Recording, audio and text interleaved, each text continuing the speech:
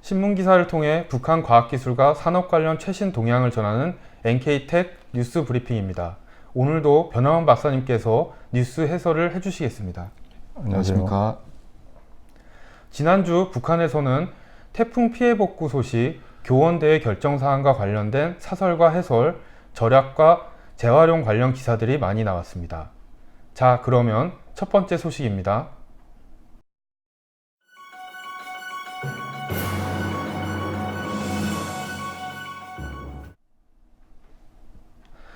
제가 좀 전에 절약 관련 기사가 많았다고 말씀을 드렸는데요.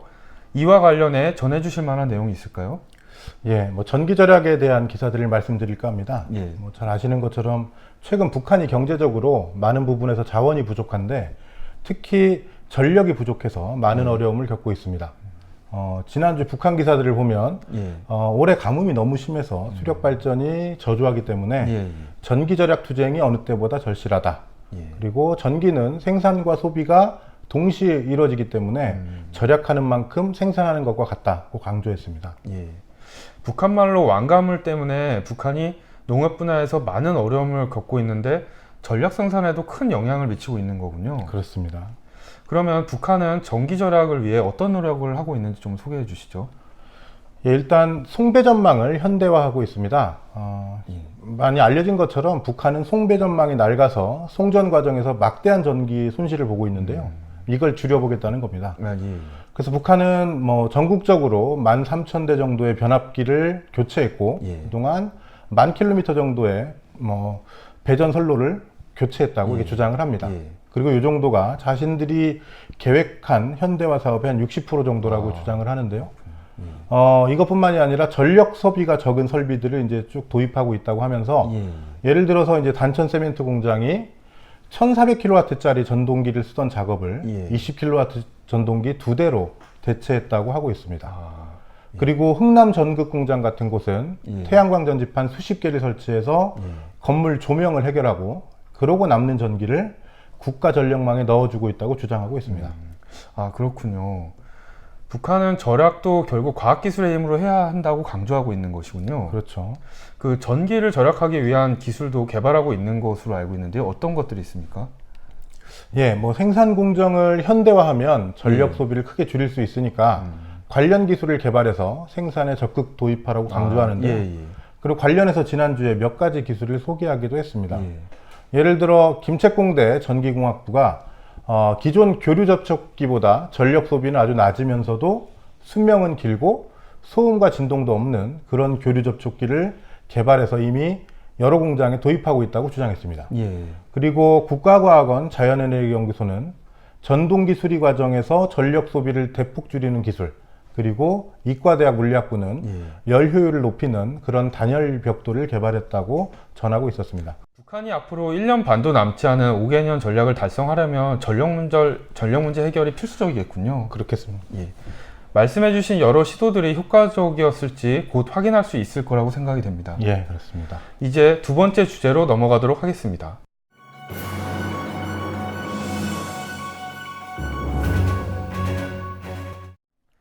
저희가 과학기술 관련 소식을 전하다 보니까 최근 북한의 최대 현안인 태풍 피해 복구 소식을 좀 다루지를 못했습니다. 혹시 관련해서 전할 만한 내용이 있을까요?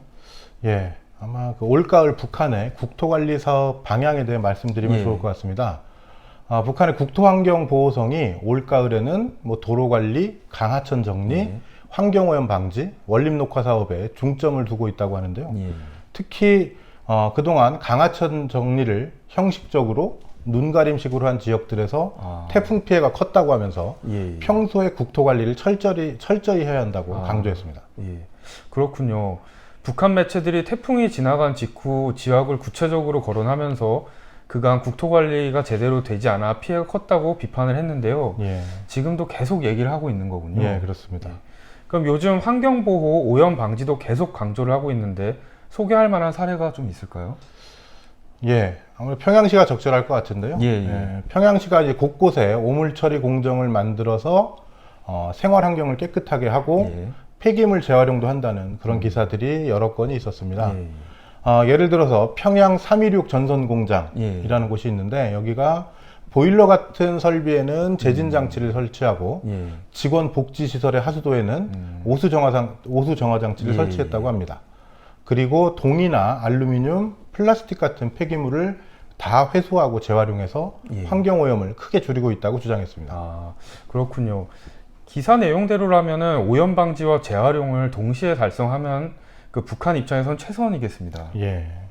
물론 아직 우리가 그 뭐 사실인지 여부는 확인하기는 쉽지 않은 것 같습니다. 그렇죠. 예. 그러면 세 번째 주제를 살펴보도록 하겠습니다.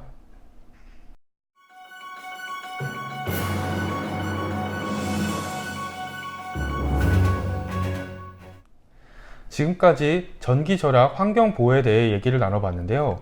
그러면 북한 대학이나 연구소 관련 소식은 없었을까요? 당연히 있었습니다.